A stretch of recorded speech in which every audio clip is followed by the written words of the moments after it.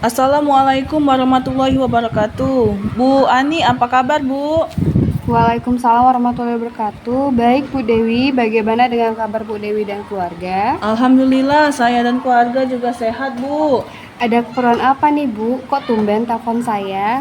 Iya nih, Bu, kebetulan saya ada tugas wawancara beberapa kepala sekolah terkait praktik pengambilan keputusan. Bolehkah saya mengajukan beberapa pertanyaan kepada Ibu? Boleh Bu, jika ada yang bisa saya bantu akan saya bantu. Jadi begini, Bu, selama Ibu menjadi Kepala SDK 322 Palembang, adakah suatu masalah yang Ibu hadapi sebagai pemimpin di mana masalah itu menimbulkan dilema dalam penyelesaiannya? Jika ada, boleh tidak, Bu, Ibu menceritakan kepada saya beserta cara penyelesaian masalah tersebut, Bu? Yang mana ya? Sebenarnya banyak sih masalah yang menimbulkan dilema di sini. Oh, yang ini saja Bu, yang terdekat kemarin saat penerimaan peserta didik baru seperti Bu Dewi ketahui. Jika dengan jumlah murid tersebut, maka kami hanya membuka satu kelas, Bu. Padahal Ibu ketahui sendiri kan, kami memiliki 40 guru. Dengan demikian terjadi jumlah kelebihan guru pada tahun ini. Padahal sebagian besar guru kami sudah bersertifikasi. Jadi saya bingung saat itu di antara mereka memberhentikan guru yang bersertifikasi, yang belum bersertifikasi atau mempertahankan mereka padahal kondisi keuangan juga sedang tidak stabil jika murid yang diperoleh sedikit. Lantas, keputusan apa yang Ibu ambil saat itu, Bu? Bersama dengan wakil kepala sekolah, saat itu kami memutuskan untuk memperhatikan guru-guru tetap yayasan yang sudah bersertifikasi, tetapi dengan konsekuensi mereka memperoleh jam yang sangat sedikit, yaitu 6-8 jam per minggu. Untuk guru mapel, kami juga mempersilahkan kepada guru tetap yayasan jika mereka ingin mencoba mencari tambahan jam di sekolah lain. Wah, keputusan yang sangat solutif sekali itu ya, Bu. Jadi begini, Bu Ani, dalam modul yang saya pelajari ada dua jenis dilema, yaitu dilema etika yang merupakan dilema kebenaran lawan kebenaran, dan bujukan moral yang merupakan kebenaran lawan kesalahan. Nah, kalau menurut Bu Ani, bagaimana Bu Ani dapat mengidentifikasi kasus yang muncul ini, mana yang berupa dilema etika dan mana yang berupa bujukan moral? Saya lihat dulu kasusnya Bu Dewi. Jika kasus ini berhubungan dengan ranah hukum, berarti itu berujuk pada moral, Bu. Tetapi jika itu tidak berhubungan dengan ranah hukum, itu adalah dilema etika, apalagi jika dampaknya memang benar di satu sisi dan dibenarkan di sisi yang lainnya. Jadi sudah bisa dipastikan jika itu adalah dilema etika. Oh, berarti seperti kasus dilema etika yang Bapak hadapi tadi ya. Apakah akan mempertahankan guru tetap yayasan atau memberhentikannya, di mana keduanya keputusannya yang benar dan tidak melawan hukum? Menurut saya lebih memilih menilai kebijakan yang dijunjung tinggi, Bu. Karena dengan menjunjung nilai tinggi kebijakan tersebut, keadilan, kemudian kejujuran, kemanusiaan, dan lain-lain, maka kebenaran itu sendiri akan mengikutinya. Apakah ada langkah-langkah atau mungkin strategi seperti apa yang Ibu biasanya lakukan dalam menyelesaikan masalah dilema seperti ini, Bu? Untuk masalah seperti itu biasanya saya memerlukan 3 tahap, Bu. Yang pertama, saya menginformasikan masalah kepada yang berkepentingan. Yang kedua, berdiskusi dengan para wakil kepala sekolah dan ketua yayasan. Nah, yang ketiga, biasanya saya merefleksikannya bagaimana kalau saya ada di posisi mereka.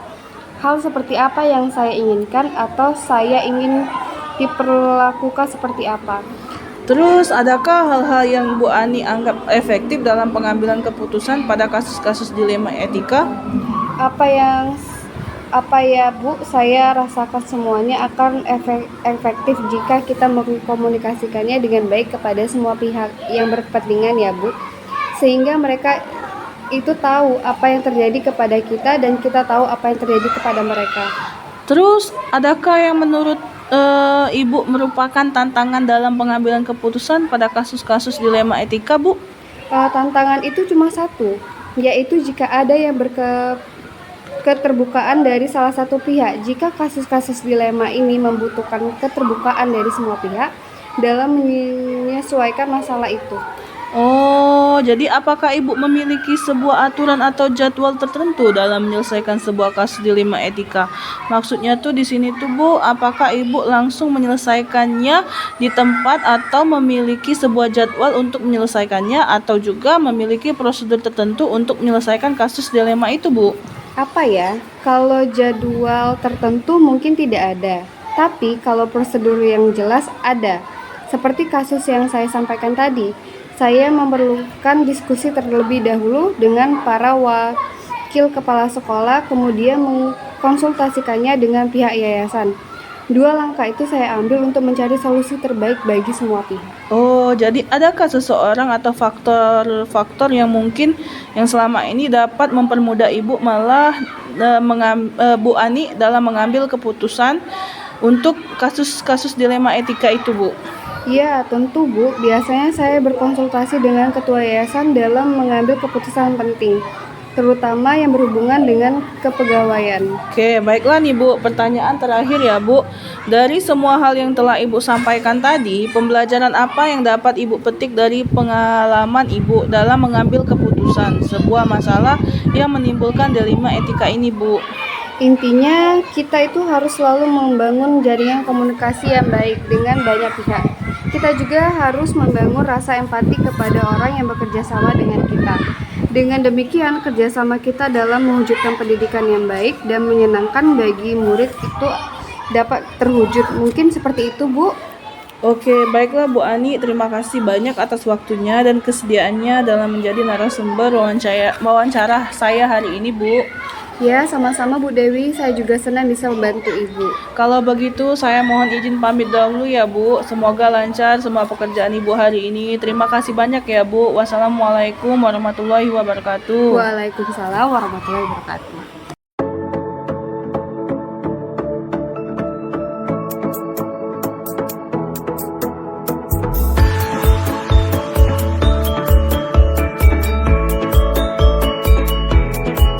Cinta pada negeri kita, indahnya budaya kita, karya leluhur. Assalamualaikum warahmatullahi wabarakatuh. Bu Zuria, apa kabar, Bu? Waalaikumsalam warahmatullahi wabarakatuh. Alhamdulillah baik Bu Dewi. Bagaimana dengan kabar Bu Dewi dan keluarga? Alhamdulillah, saya dan keluarga juga sehat, Bu. Kalau boleh tahu ada yang bisa dibantu Bu Dewi? Iya nih Bu, kebetulan saya ada tugas wawancara beberapa kepala sekolah terkait dengan praktik pengambilan keputusan, Bu. Boleh saya mengajukan beberapa pertanyaan kepada Ibu? Oh iya, silahkan. Boleh Bu Dewi. Baik Bu, selama Ibu menjadi kepala sekolah SD Kartika 23 Palembang, adakah satu masalah yang Ibu hadapi sebagai pemimpin? Dan di mana masalah Ibu yang untuk menemukan dilema dalam penyelesaiannya, Bu? Dan jika ada, Bu, bagaimana cara penyelesaian masalah tersebut, Bu? Pasti ada Bu Dewi. Salah satunya ialah menyangkut ujian sekolah bagi siswa kelas 6, yang dimana orang tua siswa harus menyelesaikan SPP sampai akhir tahun pelajaran sebagai syarat untuk mengikuti ujian sekolah dan pengambilan ijazah. Sampai jadwal ujian sekolah berlangsung, masih ada orang tua siswa yang belum mampu menyelesaikan administrasi tersebut. Dari permasalahan tersebut, saya sebagai kepala sekolah mengalami dilema di mana saya akan berhadapan dengan yayasan karena harus menyelesaikan administrasi keuangan. Di lain pihak, siswa saya harus mengikuti ujian sekolah sebagai syarat kelulusan mereka. Terus lantas keputusan apa, Bu, yang Ibu ambil? Saya melakukan komunikasi kepada wali kelas agar menghubungi orang tua siswa mengenai pelunasan atau pembayaran administrasi tersebut. Jika tidak menemukan solusi antar wali kelas dan orang tua, maka saya akan memberikan surat peringatan 1 kepada orang tua agar bisa hadir ke sekolah guna menemukan solusi yang terbaik. Jika perjanjian pelunasan di SP1 tidak dilaksanakan, maka saya akan keluarkan kembali SP2 dengan tenggang waktu 1 minggu. Pemanggilan kembali orang tua siswa untuk membuat perjanjian kembali mengenai waktu pelunasan. Dan jika SP2 pun dilanggar kembali oleh orang tua, maka saya terpaksa mengeluarkan SP3 khusus kelas 6, yang dimana siswa tetap diperbolehkan mengikuti ujian sekolah dengan syarat ijazah akan ditahan sekolah sampai orang tua dapat menyelesaikan administrasi keuangan sekolah.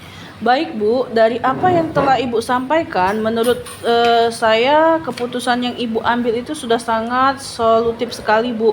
Jadi dari modul yang saya pelajari saat ini ada dua jenis dilema Bu, yaitu dilema etika yang merupakan dilema kebenaran lawan kebenaran, dan juga bujukan moral yang merupakan kebenaran lawan kesalahan. Nah, sekarang menurut Ibu, bagaimana Ibu dapat mengidentifikasi kasus yang Ibu hadapi? Mana yang merupakan dilema etika dan mana yang merupakan bujukan moral, Bu? Iya Bu Dewi, saya harus melihat dulu kasusnya. Jika kasus tersebut bisa menyangkut masalah hukum, menurut saya itu bisa masuk ke bujukan moral. Tapi jika suatu kasus yang saya hadapi memiliki pilihan yang saya anggap sama-sama benar, maka itu termasuk dilema etika menurut saya. Jadi, bagaimana Ibu menjalankan pengambilan keputusan di sekolah, Bu? Terutama untuk kasus-kasus di mana ada dua kepentingan yang sama-sama benar atau sama-sama mengandung nilai kebajikan.